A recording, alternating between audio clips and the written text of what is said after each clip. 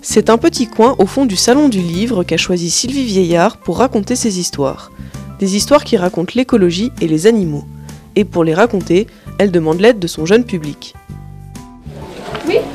Et souvent on met des panneaux pour dire là, attention il y a des chevreuils, attention il y a des cerfs, attention il y a plein d'animaux. Le quotidien, ça se décide avec les enfants, voilà. Et puis ils sont enthousiastes sur ces questions-là aussi. Moi j'ai des enfants évidemment et je les traîne partout dans les zones humides.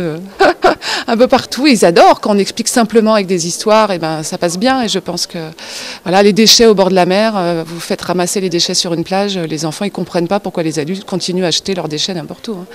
J'espère que ça entraînera une petite évolution dans les générations futures qui s'en rappelleront en tant qu'adultes.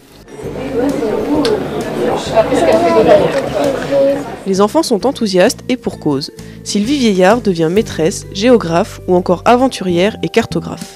Elle fait d'un sujet sérieux une conférence ludique et animée. Alors tu en passes, voilà, tu en prends un, tu en passes à ton voisin. Tu as un stylo, vous avez un stylo pour pouvoir m'aider à faire ça ? Pendant 10 ans, j'ai sillonné toute la France pour faire des réunions, des concertations, essayer d'aider à prendre des décisions un peu plus écologistes, on va dire. Et puis voilà, j'ai changé encore de métier pour devenir éditeur, auteur, écrire. Donc je le fais tous les jours. J'essaie de retransformer, d'écrire, de raconter des histoires sur ces sujets-là à partir de plein de choses que je lis à un certain niveau, dans des documents un peu techniques. Et puis après, moi-même, je fais mon potager, je marche, je prends le moins possible ma voiture, je trie mes déchets, voilà, je fais attention à l'eau. Voilà, c'est une philosophie au quotidien, on va dire. En été, vous savez, en été, il y a moins d'eau dans la rivière, il y a un petit peu moins d'eau. Et puis l'eau, elle s'évapore avec le soleil. Du coup, l'eau, elle baissait, puis on voyait la vase. Et puis il y avait des algues vertes, et puis ça sentait pas très bon.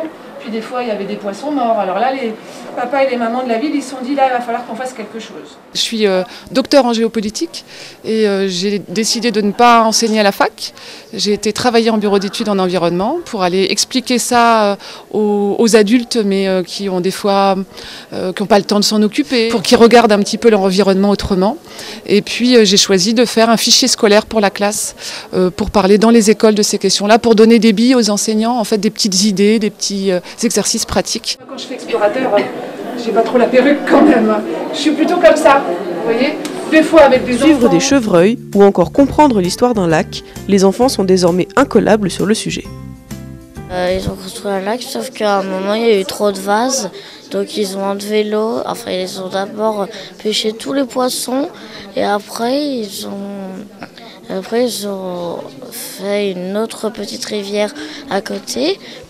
Et après, il n'y a plus de grain de sable qui viendra dans le lac, parce que c'est pour ça qu'il y a eu de la vase.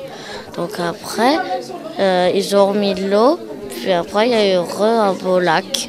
J'ai bien aimé quand on explorait les chevreuils.